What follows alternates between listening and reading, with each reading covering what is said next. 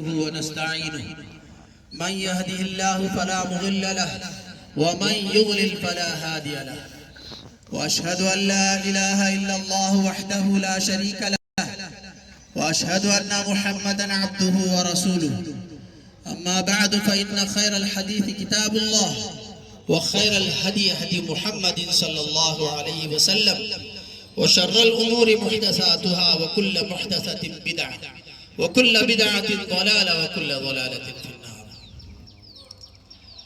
أعوذ بالله السميع العليم من الشيطان الرجيم من همزه ونفخه ونفثه. يا أيها الذين آمنوا اذكروا الله ذكرا كثيرا وسبحوه بكرة وأصيلا هو الذي يصلي عليكم وملائكته ليخرجكم من الظلمات إلى النور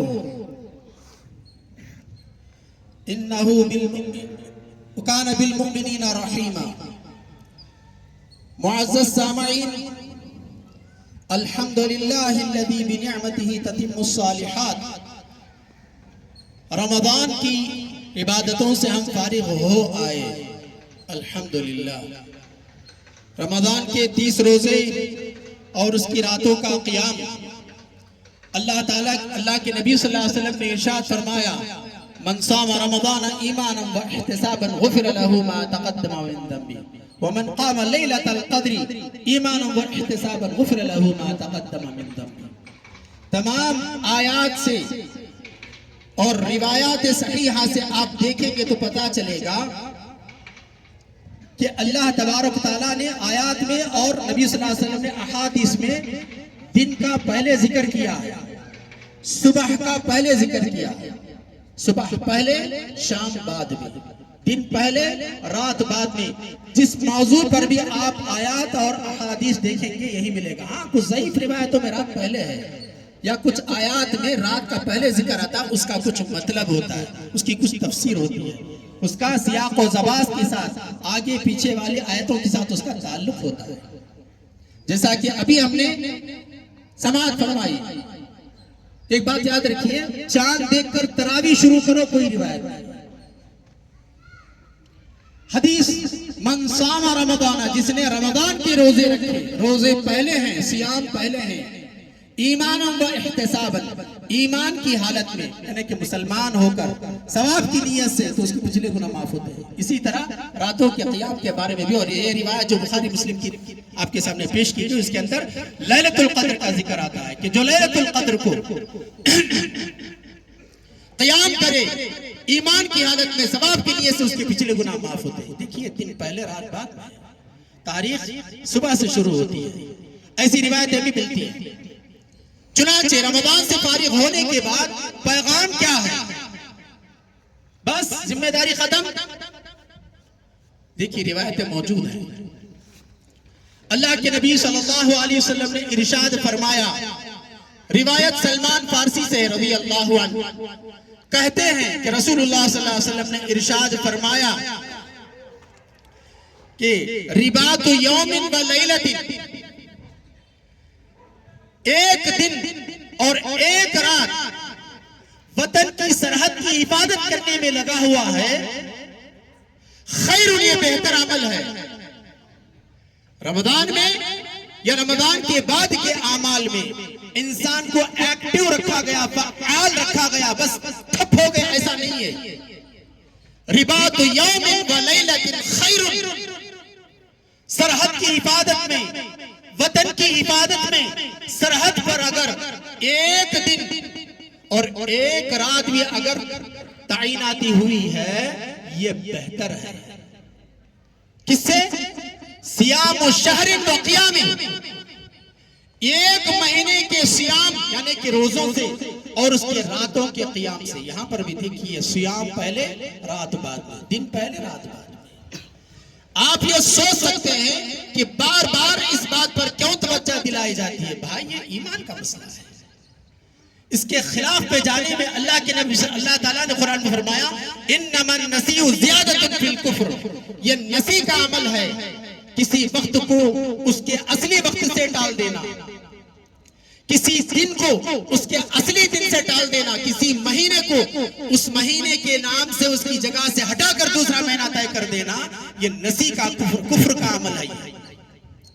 کفر اس سے زیادہ ہوتا ہے، مزاج میں کفر کا مزہ زیادہ بڑھتا ہے۔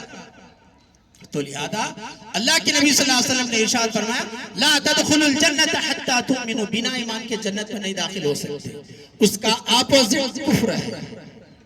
لہذا اس پر بار بار توجہ دلائی جاتی ہے کہ اللہ نے جس چیز کو جہاں رکھا ہے وہیں پر رکھو، جگہ سے ہٹا دینا وضع الشیء علی غیر محل شرک ہے۔ کسی چیز کو اس کی جگہ سے ہٹا کر اس کے دوسری جگہ پر لگا دینا یہ شرک ہے۔ تو اللہ کے نبی صلی اللہ علیہ وسلم فرماتے ہیں کہ جو شخص ایک دن اور ایک رات وطن کی سرحد کی حفاظت میں لگا ہوا ہے، یہ عمل بہتر، یعنی کہ یہ بتایا جا رہا کہ رمضان کے مہینہ ہو یا کسی اور وقت پر بھی کسی عمل میں مصروف ہیں، لیکن اگر وطن کی حفاظت کا مسئلہ آ گیا یا اسی کے ضمن میں جائیے ماں باپ کی پالن پوشن کے بارے میں، میاں بیوی کے بچوں کے بارے میں، بھائی بہنوں کے بارے میں، عقیشہ اقارب اور اسی طرح دوستوں کی مدد کے بارے میں، اگر انسان کسی عمل کو چھوڑ کر ذمہ داری ادا کرنے کی نکل گیا تو یہ بھی اس میں شامل ہو سکتا ہے۔ یہ بہتر ہے ایک مہینے کی صیام سے اور اس کے راتوں کے قیام سے۔ وَإِن مَاتَ مُرَابِطًا، اگر وہ اسی طرح تعیناتی کے اندر اس کی موت ہوگی، وہ مر گیا، جرا علیہ عملہ الذی کان یعمل، تو وہ جو کچھ عمل کیا کرتا تھا اپنے مقام پہ رہ کر، عبادتیں کیا کرتا تھا، نماز روزے جو کچھ بھی پابندی اس کی ہوا کرتی تھی، اس سے نہیں ہو رہا ہے سفر کی حالت میں، چونکہ سفر کی حالت میں روزے رکھنا کوئی نیک عمل نہیں ہے۔ صیام السفر لیس من البر، سفر میں روزے رکھنا نیک کام نہیں ہے۔ تو اس طرح روزے اگر اس کے چھوٹ گئے، اگر وہ اسی حالت میں، اس سفر کی حالت میں اس کی وفات ہو گئی، تو اللہ کے نبی صلی اللہ علیہ وسلم فرماتے ہیں اگرچہ کہ اس کے روزے چھوٹ گئے ہیں لیکن اس کو اس کا اجر دے دیا جائے گا۔ وہ اجر علیہ رزق، چونکہ وہ شہید مرا ہے، اللہ سبحانہ وتعالی اس کی روزی جاری کر دیتے، شہید کی روزی چلتی رہتی ہے۔ اور پھر نبی صلی اللہ علیہ وسلم نے ارشاد فرمایا، یہ احادیث کا اللہ کے نبی صلی اللہ علیہ وسلم فرماتے ہیں کہ اگر اس طرح اس کی موت ہو گئی، امین امین الفتان، یا فتان اس طریقے سے کہا گیا کہ وہ قبر کے سوالات سے، فتنوں سے محفوظ کر لیا جاتا ہے، امن میں رہ جاتا ہے۔ کتنی بڑی فضیلت ہے۔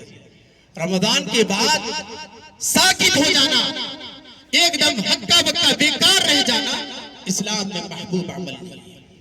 معزز سامعین، یہ سب باتیں علم سے تعلق رکھتی ہیں۔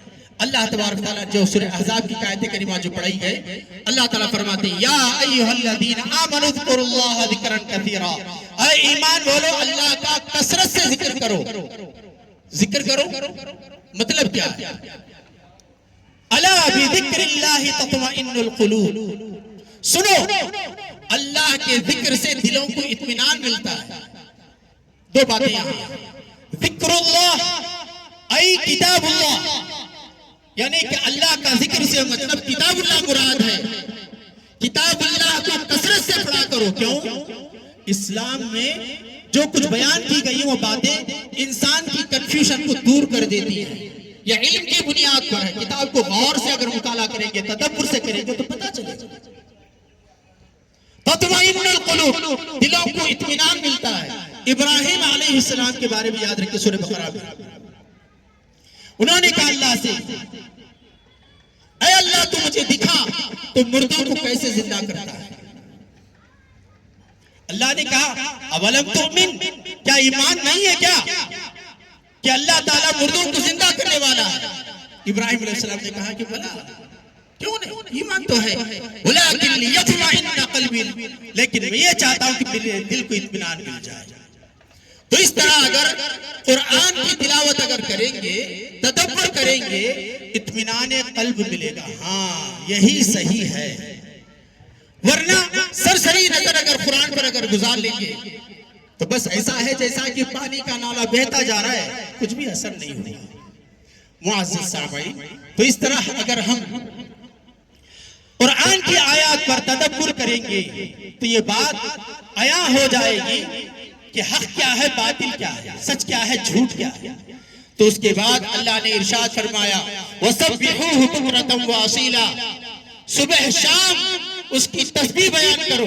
یعنی کہ مطلب کیا ہے؟ قرآن میں اللہ نے فرمایا وَيَتَفَكَّرُونَ فِي خَلْقِ السَّمَاوَاتِ وَالْأَرْضِ، آسمانوں اور زمین کے بارے میں فکر کرتے ہیں۔ کس بنیاد پر؟ علم کی بنیاد پر، اپنے خیالات اور اپنے قیاسات کی بنیاد پر نہیں۔ ربنا ما خلقت هذا باطلا، جب عیاں ہو جاتا ہے کہتے ہیں کہ اے ہمارے رب، آپ نے کوئی چیز بیکار نہیں بنائی۔ سمجھ میں آگئی یہ بات؟ آگے سبحانک، تیری ذات عیبوں سے پاک ہے۔ یہی بات یہاں پر کہا گیا کہ وَسَبِّحُوهُ بُكْرَةً وَأَصِيلًا، صبح شام اس کی تسبیح بیان کرو۔ کیوں؟ حق آپ کو جو معلوم ہو گیا، اس بنیاد پر اللہ کی تسبیح بیان کرو۔ تو معزز سامعین، اللہ بعد میں فرماتے ہیں هُوَ الَّذِي يُصَلِّي عَلَيْكُمْ، اللہ وہ ہے جو تم پر رحمتیں نازل کرتا ہے۔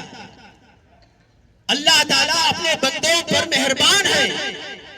وَمَلَائِكَتُهُ، اور اس کے فرشتے بھی اللہ کے بندوں کے لیے دعائیں کرتے ہیں۔ کیوں؟ لِيُخْرِجَكُم مِّنَ الظُّلُمَاتِ إِلَى النُّورِ، تاکہ تم کو اندھیریوں سے اجالے کی طرف لایا جائے۔ اندھیریاں کیا ہیں؟ نادانیاں، بھول چوک، انسان کی خطائیں علم کے نہ ہونے کی وجہ سے جو ہو جاتی ہے، جیسا کہ آج ہم دیکھ رہے ہیں۔ امت مسلمہ کا ایک بہت بڑا طبقہ ابھی تاریخ پر آ گئے ہیں۔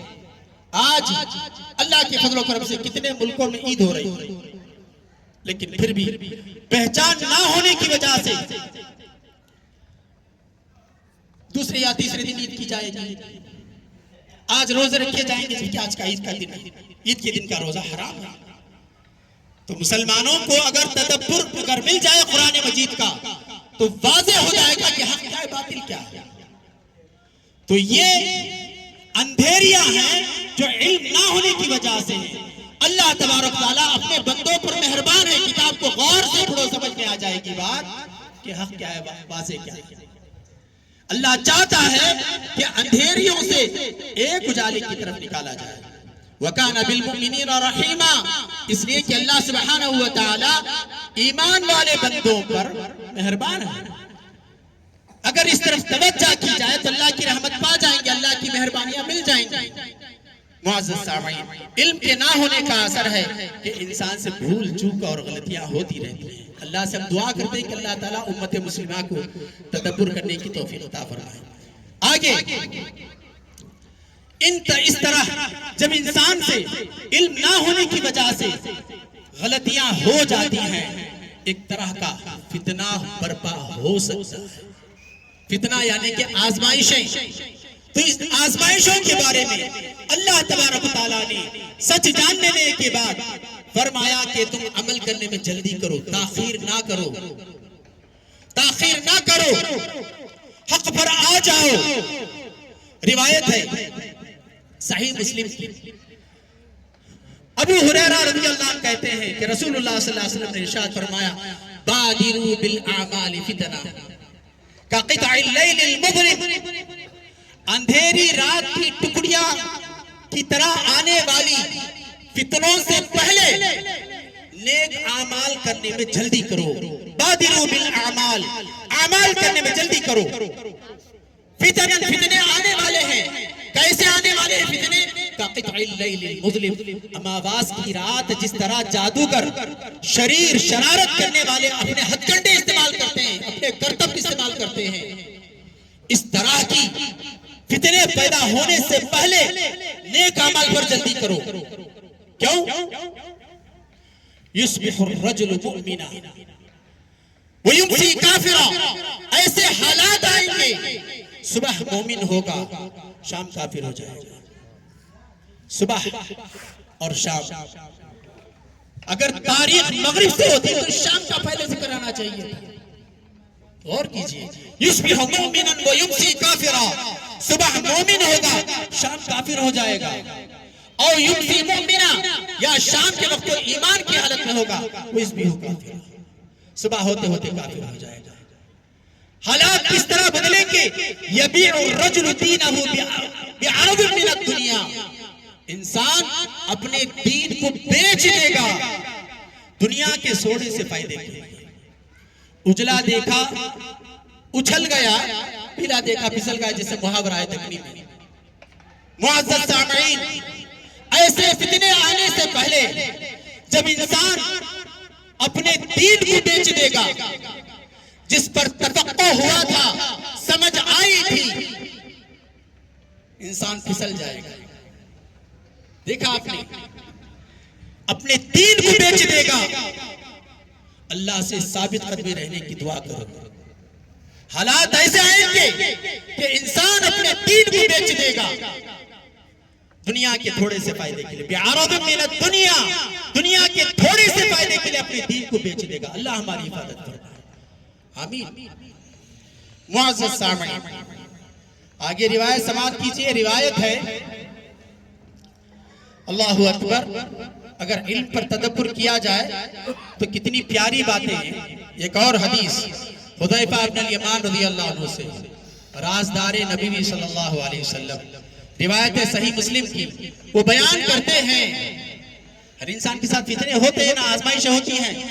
اللہ کے نبی صلی اللہ علیہ وسلم نے ارشاد فرمایا، فتنۃ الرجل فی اہلہ ومالہ وجارہ یکفرها الصلاۃ والصدقہ والامر بالمعروف والنہی عن المنکر. نبی صلی اللہ علیہ وسلم فرماتے ہیں انسان کے لیے فتنے آتے ہیں جس کی بنیاد پر انسان نیکیوں کو چھوڑ دیتا ہے، اپنی تحقیقات کو چھوڑ دیتا ہے، کتاب و سنت کی باتوں کو چھوڑ دیتا ہے. تو ہدایت کیا ہے؟ فتنۃ الرجل، انسان کے لیے فتنے آتے ہیں، تکفرها الصلاۃ، اس فتنے کو دور کر دیتے ہیں فرض نمازیں، والصدقہ، اور زکات، والنہی عن المعروف والامر بالمعروف، نیک باتوں کا حکم دینا، والنہی عن المنکر، بری باتوں سے لوگوں کو منع کرنا. یہی وہ باتیں ہیں جس کی وجہ سے ہم کو اس بات پر بار بار ابھار ملتا ہے کہ ہم لوگ اس بات پر کثرت سے بات کریں، اگرچہ کہ مضامین الگ الگ آ رہے ہیں. غور کر کے دیکھیں، انسان کے لیے جو فتنے پیدا ہوتے ہیں، اس فتنوں کو دور کرنے والی چیز کون ہے؟ کس میں؟ اس کے گھر والوں کے ذریعے سے اسے فتنے آ سکتے ہیں، آزمائشیں آ سکتی ہیں. اس کے مال کے ذریعے سے آزمائشیں آ سکتی ہیں، اس کے پڑوسیوں کے ذریعے سے آزمائشیں آ سکتی ہیں. ان آزمائشوں سے، ان فتنوں سے بچنے کا طریقہ کیا ہے؟ الصلاۃ، فرض نماز. اب بتائیے اللہ تبارک تعالیٰ نے فرض نماز کے بارے میں کیا احکام دیے ہیں؟ میں مثال بتاتا ہوں، غور کر کے دیکھیے.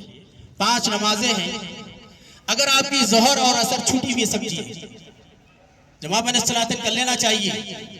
ظہر بھی چھوٹ گئی، عصر بھی چھوٹ گئی، مغرب کے وقت پر آپ پہنچے ہیں، اب اس وقت پر نماز پڑھ رہے ہیں. پہلے کون سی نماز پڑھی؟ ظہر. اگر آپ پہلے مغرب پڑھ لیے، بعد میں ظہر عصر پڑھ رہے ہیں، تو آپ کو پھر مغرب دہرانا پڑے گا. ترتیب باقی رکھنا ضروری ہے. اگر آپ جمع بین الصلاتین مغرب اور عشاء کرتے ہیں، مغرب کی نماز کے لیے عشاء کی نماز پر پہنچتے ہیں، تو آپ کو چاہیے کہ چند منٹ پہلے پہنچا، مغرب ادا کر لیں، بعد میں عشاء ادا کریں. لیکن مسجد پہنچے ہیں، عشاء کی جماعت پڑھی ہے، آپ کو تو مغرب ادا کرنا ہے، عشاء کی نماز آپ شریک ہو گئے، تو یہ نفل ہو جائے گی نماز. آپ مغرب جو بعد میں پڑھیں گے، آپ کو عشاء کی نماز پھر دہرانا پڑے گا. ترتیب باقی رکھنا ضروری ہے. تو اس طرح 5 نمازوں میں پہلی نماز فجر، ظہر عصر مغرب عشاء، بیچ کی نماز عصر، آخری نماز وتر. روایتیں سماعت فرمائی. روایت ہے عبداللہ بن مسعود رضی اللہ عنہ سے، امام طبرانی نے اسے اوسط میں بیان کیا ہے، امام منذری نے اسے حسن کہا ہے. کہتے ہیں تحترقون تحترقون، تم گناہوں کی وجہ سے فتنوں کی وجہ سے، آزمائشوں کی وجہ سے تم جلتے رہتے ہو، جلتے رہتے ہو، یہاں تک کہ تم فَإِذَا صَلَّيْتُمُ الصُّبْحَ، صبح کی نماز تم پڑھ لیتے ہو، غسلتھا، اس آگ کو یہ نماز بجھا دیتی ہے، پہلی نماز فجر، ثم تحترقون تحترقون، پھر تم جلتے رہتے ہو، جلتے رہتے ہو، فتنوں کے اندر، آزمائشوں کے اندر، گناہوں کے اندر۔ فَإِذَا صَلَّيْتُمُ الظُّهْرَ غسلتھا، ظہر کی نماز پڑھ لیتے ہو تو ظہر کی نماز اس آگ کو بجھا دیتی ہے۔ ثم تحترقون تحترقون، پھر تم جلتے رہتے ہو، جلتے رہتے ہو۔ فَإِذَا صَلَّيْتُمُ الْعَصْرَ، عصر کی نماز پڑھ لیتے ہو، غسلتھا، اس آگ کو وہ نماز بجھا دیتی ہے۔ ثم تحترقون تحترقون، پھر تم جلتے رہتے ہو، جلتے رہتے ہو۔ فَإِذَا صَلَّيْتُمُ الْمَغْرِبَ، مغرب تم پڑھ لیتے ہو، غسلتھا، وہ نماز اس آگ کو، اس فتنے کو، اس آزمائش کو بجھا دیتی ہے۔ ثم تحترقون تحترقون، پھر تم جلتے رہتے ہو، جلتے رہتے ہو۔ فَإِذَا صَلَّيْتُمُ الْعِشَاءَ، جب عشاء کی نماز پڑھ لیتے ہو، غسلتھا، وہ نماز، وہ فرض نماز اس آگ کو، اس فتنے کو بجھا دیتی ہے۔ جو خاندان والوں کی طرف سے آئے ہو، جو مال کی وجہ سے کوئی فتنہ آیا ہو، کسی پڑوسی کی وجہ سے کوئی فتنہ آیا ہو، اس فتنے کو، اس آزمائش کو، اس آگ کو یہ نماز اسے بجھا دیتی ہے۔ ثم تنامون، پھر اس کے بعد تم سو جاتے ہو۔ بتائیے کون سوتے ہیں؟ موبائل کے ساتھ، کسی ٹیب کے ساتھ یا کسی فائل کے ساتھ مصروف ہیں، بستر پر سو کر اگر اس طرح موبائل کے ذریعے یا کسی ایسی ڈیوائس کے ذریعے سے مصروف ہیں، 10 منٹ کے بعد نیند نہیں آئے گی۔ 10 منٹ اگر ایسے اس طرح بستر پر لیٹے رہتے ہیں تو 4 گھنٹے بعد بھی نیند نہیں آئے گی۔ 10 بجے اگر سوئے ہیں تو 11، 12، 1، 2 نیند نہیں آئے گی۔ لوگ کہتے ہیں کہ رات بہت دیر تک ہم کو نیند نہیں آتی، وجہ یہ ہے، سنت طریقہ یہ ہے، عشاء سے پہلے نبی صلی اللہ علیہ وسلم کھانا کھاتے تھے، عشاء کے بعد کسی سے بات کرنا پسند نہیں کرتے تھے، سو جاتے تھے۔ ثم تنامون، اس کے بعد سو جاتے ہیں۔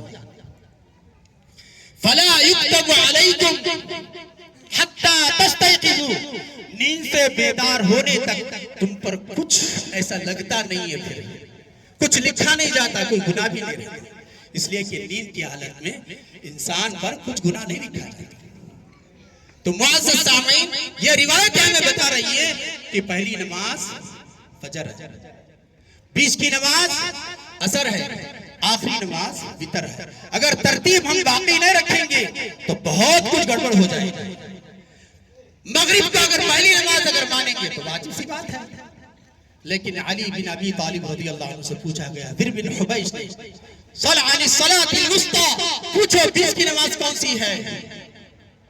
تو علی رضی اللہ عنہ فرمایا، الصلاة الوسطی یہ العصر، بیچ کی نماز عصر کی نماز۔ تو اس طرح یہ تحقیقات ہونے کے بعد انسان سے نسی کا عمل نہیں ہوگا، اس پر ثابت قدم رہی ہے۔ اس کے بعد مسئلہ پیدا ہوتا ہے، ایک حدیث کو چھوڑ دیتے وقت کی کمی کی وجہ سے۔ معزز سامعین، کتاب و سنت انسان کی کامیابی کا راز ہے۔ سوچئے، تدبر کیجئے، غور کیجئے، دنیا میں ایسے کتنے انسان ہیں، اکثریت انسان کی دنیا میں، جن کے پاس گائیڈ لائنز نہیں ہیں۔ اللہ نے شکر منائیے، اللہ نے کتاب دی اور اس کی تفسیر سنت دی، جس کی بنیاد پر انسان کو 2 جمع 2 4 کی طرح، سورج نکلنے کے بعد دن کی طرح، ڈوبنے کے بعد رات کی طرح بات سمجھ میں آ جاتی کہ حق کیا ہے، باطل کیا ہے۔ فَمَاذَا بَعْدَ الْحَقِّ إِلَّا الضَّلَالُ، حق واضح ہونے کے بعد گمراہی کے سوا کچھ نہیں چاہیے۔ اگر اس طرح خلط ملط کیا جائے تو جن لوگوں نے قرآن کو تدبر سے پڑھا، اذکروا اللہ ذکرا کثیرا، اللہ کا ذکر کثرت سے پڑھو، کثرت سے کرو، یعنی قرآن تدبر سے پڑھو، غور سے پڑھو، جو بات کتاب اللہ سے سمجھ میں آ گئی، نہ مفتی کی نہ متولی، مانو کتاب اللہ کی، اگر کتاب اللہ کے خلاف میں اگر کرتے ہیں ان کو اخلاق سے بتاؤ، سمجھاؤ. ایسا رسول اللہ صلی اللہ علیہ وسلم بتایا. بعض مرتبہ حجت کرنی پڑتی ہے، حجت کرو. اللہ کے نبی صلی اللہ علیہ وسلم نے ارشاد فرمایا، روایت سنن نسائی کے امام مسلم نے بھی اس کو روایت کی ہے. روایت سلمان فارسی رضی اللہ عنہ سے، واقعہ بتاتا ہوں سنیے. رسول اللہ صلی اللہ علیہ وسلم اپنے صحابہ کے ساتھ باہر نکلے. ابو بکر و عمر رضی اللہ عنہ بھی تھے، علی رضی اللہ عنہ بھی تھے، ابو سعید خدری رضی اللہ عنہ بھی تھے. باہر نکلنے کے بعد نبی صلی اللہ علیہ وسلم کا چپل نعل ٹوٹ گیا. آپ نے علی رضی اللہ عنہ کو دیا کہ اس کو گانٹھ مارو، یہ ٹھیک کرو چپل. علی رضی اللہ عنہ بیٹھے ہیں، اس کو گانٹھ لگا رہے ہیں. نبی صلی اللہ علیہ وسلم ان صحابہ کے ساتھ ذرا آگے چلے گئے. باپ نے ارشاد فرمایا، ان منکم من یقاتل علی تعویلہ کما قاتلت علی تنزیلہ.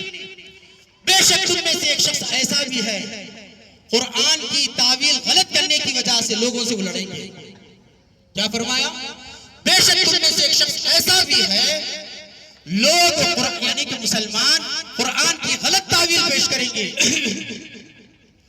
غلط مطلب پیش کریں گے، غلط تفسیر پیش کریں گے، تو وہ شخص غلط تعویل پیش کرنے کی وجہ سے ان سے لڑیں گے. کما قاتلت علی تنزیلہ، جیسا کہ میں نے قرآن کے نازل ہونے کے بارے میں لوگوں سے میں نے حجت کی جھگڑا. لوگ کہتے تھے کہ ان کے پاس کوئی وحی نہیں آتی. رسول اللہ صلی اللہ علیہ وسلم کے پاس، ان کے پاس جنات آ کر کچھ سکھا دیتے ہیں. اللہ نے فرمایا، انہ لقرآن کریم، یہ قرآن کریم ہے، فی کتاب مکنون، ایک چھپی ہوئی کتاب میں، تنزیل من رب العالمین. اللہ نے کہا کہ یہ رب العالمین کی طرف سے نازل شدہ ہے. لا یمسہ الا المطہرون، فرشتوں کی سوا اس کو کوئی چھو نہیں سکتا. جنات کی بات کرتے ہو، فرشتوں میں سے بھی مخصوص ہے. تو اس اعتبار سے رسول اللہ صلی اللہ علیہ وسلم نے اہل مکہ سے، مشرکین سے جس طریقے سے آپ نے حجت کی، ان سے کوشش کی سمجھانے کے لیے، بات کرنے میں شدت اختیار کی کہ اللہ کی کتاب ہے یہ، اسی طرح تنزیل میں جس طریقے سے آپ کو حجت کرنی پڑی. آپ کی امت کا ایک شخص تنزیل کے بعد تعویل پر حجت کریں گے. عمر علی رضی اللہ، ابو بکر رضی اللہ عنہ آگے بڑھے، کیا میں ہوں؟ قام ابو بکر و عمر، ابو بکر رضی اللہ عنہ کھڑے ہوئے، کیا میں ہوں؟ آپ صلی اللہ علیہ وسلم فرمایا کہ نہیں. عمر رضی اللہ عنہ کھڑے ہوئے، کہا کہ کیا وہ میں ہوں؟ آپ نے فرمایا نہیں، بل وہ خاسف النعل، وہ جو میرا چپل جو گانٹ لگا رہا ہے وہ ہے، وہ لڑے گا ایسا. وہ علی نفس النعل، اور علی رضی اللہ عنہ نبی صلی اللہ علیہ وسلم کے جوتے، آپ کے چپل ٹھیک کر رہے ہیں. یعنی کہ اس واقعے سے پتا چلتا ہے کہ کتاب اللہ کی آیات میں اگر تعویل غلط کی جائے تو لوگ اسے حجت کرو، منہ بچا کر نہ چلو. یعنی دیکھو کہ چاچا ہے، یہ نہ دیکھو کہ ماما ہے، خالہ ہے، پھوپھی، یہ نہ دیکھو کہ اتنے بڑے علامہ بول رہے ہیں، کیا وہ غلط بولیں گے؟ کتاب اللہ کی تحقیق کے بعد حجت کرو، سمجھاؤ لوگوں کو. تو یہی وہ بات ہے جس کسی وقت بھی ہمیں کچھ بات کرنے کا موقع ملتا ہے. کسی بھی طرح کے مضامین میں صحیح روایت کے ذریعے سے، آیات اور روایات کے ذریعے سے ہم ثابت کرنے کی کوشش کرتے ہیں کہ دن پہلے رات بعد میں، صبح پہلے ہے شام بعد میں. اللہ تعالیٰ ہمیں نیک توفیق عطا فرمائے، حق کو حق کی طرح سمجھنے کی اور باطل سے پناہ مانگنے کی، اللہ کی سے توبہ کرنے کی اللہ توفیق عطا فرمائے. وآخر دعوانا الحمدللہ.